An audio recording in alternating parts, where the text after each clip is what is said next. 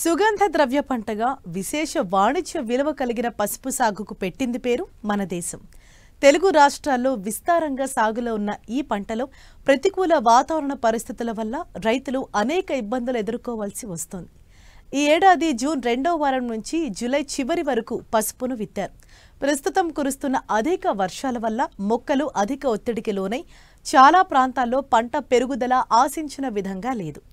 ఈ దశలో పసుపు తోటల్లో చేపట్టాల్సిన యాజమాన్యం, సస్యరక్షణ గురించి రైతాంగానికి తెలియజేస్తున్నారు సీనియర్ శాస్త్రవేత్త డాక్టర్ సుధా జాకబ్.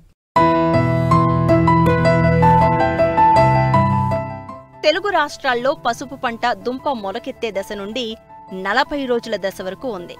సాధారణంగా మే చివరి వారం నుండి జూన్ నెలాఖరు వరకు పసుపును విత్తుతారు. అయితే నీటి వసతి తక్కువ ఉన్న రైతులు జూలైలో కూడా పసుపును విత్తారు. ప్రస్తుతం అధిక వర్షాల వల్ల చాలా తోటల్లో నీరు నిలిచి రైతులు ఇబ్బందులు ఎదుర్కొంటున్నారు. ఈ పరిస్థితుల్లో రైతులు అప్రమత్తంగా ఉండాలంటూ పసుపు సాగులో చేపట్టాల్సిన యాజమాన్యం గురించి తెలియజేస్తున్నారు సీనియర్ శాస్త్రవేత్త డాక్టర్ పి. సుధా జాకబ్. అధిక వర్షాలకి ఈ పసుపు కూడా లోనవుతూ ఉంది. కొన్ని చోట్ల ఎక్కువ నీళ్ళు ఉండటం వలన పసుపు కొంత దెబ్బతిన్నటువంటి పరిస్థితులు గమనించవచ్చు. కాబట్టి ఈ పరిస్థితుల్లో మనం తీసుకోవాల్సినటువంటి జాగ్రత్త చర్యలు మనం గమనించినట్టయితే వెంటనే పొలంలో అధికంగా ఉన్నటువంటి నీటిని తీసివేయాలి. మొక్కల మొదళ్ళ దగ్గర తేమ లేకుండా ఉండేటట్టు చూసుకోవాల్సినటువంటి అవసరం ఉంది. ఎందుకంటే ఎక్కువ తేమ మొక్క మొదళ్ళ దగ్గర ఉన్నట్టయితే, దుంప దగ్గర ఉన్నట్టయితే అది దుంపకుళ్ళు తెగులు రావడానికి అవకాశం ఉంటుంది. దుంప పుచ్చు రావడానికి కూడా అవకాశం ఉంటుంది. ఒకవేళ తెగుళ్ళు వచ్చినట్టయితే మనం కొన్ని జాగ్రత్త చర్యలు తీసుకోవాల్సినటువంటి అవసరం ఉంది. దుంపకుళ్ళు అనేది చాలా ప్రధానమైనటువంటి సమస్య. భూమిలో ఉన్నటువంటి దుంపలు కుళ్ళిపోయి మెత్తగా తయారవుతూ ఉంటాయి. భూమి ఉపరితలం మీద మనం గమనించినట్టయితే ముదురాకులు ముందుగా పసుపు రంగులోకి మారిపోతూ ఉంటాయి. ఈ తెగులు వచ్చినటువంటి మొక్కలు మనం గమనించినట్టయితే పెరుగుదల ఆగిపోతూ ఉంటుంది.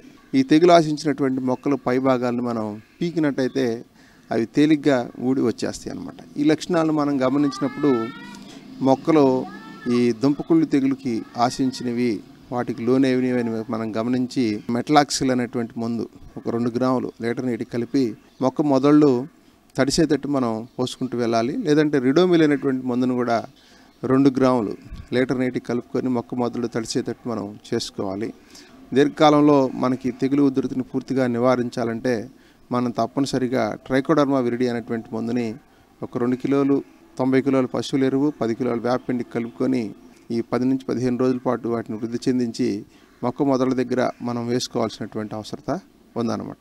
ఇది ట్రైకోడర్మా విరిడి అనేది జీవ శిలీంద్ర నాశిని కనుక ఇది భూమిలోకి చొచ్చుకొని వెళ్ళిపోయి తెగులు కలుగజేసేటువంటి శిలీంధ్రాన్ని సమర్థవంతంగా అరికట్టి మొక్కల్ని ఈ శిలీంద్ర సంబంధమైనటువంటి తెగుల నుంచి కాపాడడానికి అవకాశం ఉంటుంది.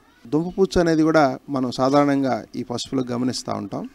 దీంట్లో ప్రధానంగా మనకి దుంప ఏగ ద్వారా ఇది దుంపపుచ్చు అనేది వస్తూ ఉంటుంది. దుంపల్ని మనం తీసి చూసినప్పుడు దాంట్లో బియ్యపు గింజలాంటి చిన్నగా సన్నగా ఉండేటువంటి తెల్లటి పురుగులు మనకి గమనించవచ్చు. అవి ఈ దుంపల్ని తొలుచుకొని లోపల ఉన్నటువంటి ఈ పదార్థాన్ని తినివేయటం వలన దుంపల్లో త్వరలు ఏర్పడుతూ ఉంటాయి. ఈ దుంప కుళ్ళు శిలీంధ్రం కూడా లోపలికి వెళ్ళి ఇంకా ఎక్కువగా నష్టం కలిగజేయడానికి అవకాశం ఉంటుంది. ఈ దుంప పుచ్చు వచ్చినటువంటి దుంపల్ని మనం వండినట్లయితే వాటిలో త్వరలు ఏర్పడుతూ ఉంటాయి. వాటిలో నాణ్యతాపరమైనటువంటి సమస్యలు ఉంటాయి. చాలా తక్కువ నాణ్యత కలిగి ఉన్నట్టు మనం గమనించవచ్చు అన్నమాట. కనుక ఈ దుంప పుచ్చును కూడా రాకుండా చేసుకోవాలంటే తప్పనిసరిగా ఎరువుల యాజమాన్యంలో సిఫార్సు చేసినటువంటి వేప పిండిని మనం తప్పనిసరిగా వేసుకోవాలి. ఒకవేళ దుంప పుచ్చును మనం పొలం మీద గమనించినట్టయితే వెంటనే తప్పనిసరిగా కార్బోఫిరాన్ గుళికలు 10 కిలోలు 3G గుళికలు మనం ఎకరానికి వేసుకున్నట్టయితే దుంపల్ని ఆశించినటువంటి దుంపపుచ్చు పురుగుని మనం సమర్థవంతంగా నివారించుకోవడానికి అవకాశం ఉంటుంది. పసుపులో నాణ్యమైన ఉత్పత్తి, అధిక దిగుబడి సాధించాలంటే నిర్దేశించిన ఎరువులను సమయానుకూలంగా అందించాలి. పసుపు నాణ్యత పెంచేందుకు రసాయన ఎరువులతో పాటు సేంద్రియ ఎరువులను తప్పనిసరిగా అందించాలి. రసాయన ఎరువులు పైపాటుగా వేసేటప్పుడు ఆకులపై పడకుండా జాగ్రత్త వహించాలి. నిర్దేశించిన ఎరువులను ఆఖరి దుక్కీలో ఒకసారి, నాటిన 40, 80, 120 రోజులకు క్రమం తప్పకుండా వేయాలి. మొక్క నాటేటప్పుడే ఒక 200 కిలోల వేపపిండిని మనం వేసుకోవాలి. లేదంటే గానుగ పిండిని మనం వేసుకోవాలి. లేదంటే ఆముదం పిండిని మనం వేసుకోవాలి. దీంతో పాటుగా ఒక 150 కిలోల సింగిల్ సూపర్ ఫాస్ఫేట్ మనం వేసుకోవాలి. దాంతోపాటుగా తప్పనిసరిగా ఒక 20 కిలోల జింక్ కూడా మనం వేసుకోవాలి. ఈ భాస్వర సంబంధమైనటువంటి ఎరువులకి జింక్ వేయడానికి కనీసం ఒక 4-5 రోజులు మనం గ్యాప్ అనేది మనం ఉంచుకోవాలన్నమాట. తర్వాత వేసిన 40 రోజులకి ఒక 50 కిలోల యూరియాని, తర్వాత 200 కిలోల వేపపిండిని మనం వేసుకోవాలి. తర్వాత నాటిన 80వ రోజుకి మళ్ళా ఒక 50 కిలోల యూరియాని మనం వేసుకోవాలి. తర్వాత మళ్ళీ 120 రోజులకి 50 కిలోల యూరియా, మళ్ళీ పొటాష్ వేసుకోవాలి. మనం పొటాష్ యొక్క వాడకాన్ని మనం గమనించినట్టయితే మొదటిసారి వేసుకునేటప్పుడే మనం ఒక 25 కిలోల పొటాష్ని వేసుకోవాలి. తర్వాత మూడో దఫా 80 రోజులకి వేసుకునేటప్పుడు మనం ఒక 25 కిలోలు, 120 రోజులకి వేసుకునేటప్పుడు కూడా ఒక 25 కిలోల పొటాష్ని 3 దఫాలుగా మనం వేసుకోవాలి. దీనివలన మొక్కలు తెగుళ్ళని, పురుగుని తట్టుకునేటువంటి సామర్థ్యం పెంపొందించుకోవడానికి అవకాశం ఉంటుంది. జింకుని మొదటి దశలో మనం వేయటం వలన అవసరమైనటువంటి జింకు మొక్క తీసుకొని ఈ సూక్ష్మ పోషకాల లోపం ద్వారా వచ్చేటువంటి సమస్యలను కూడా అధిగమించడానికి అవకాశం ఉంటుంది. అయితే నీటి యాజమాన్యంలో మాత్రం రైతు సోదరులు చాలా జాగ్రత్త వహించాలి. ముఖ్యంగా రానున్న కాలంలో కూడా అధిక వర్షాలు వచ్చినప్పుడు వెంటనే అధికంగా ఉన్నటువంటి నీటిని తీసివేయడానికి మనం ప్రయత్నం చేయాలి.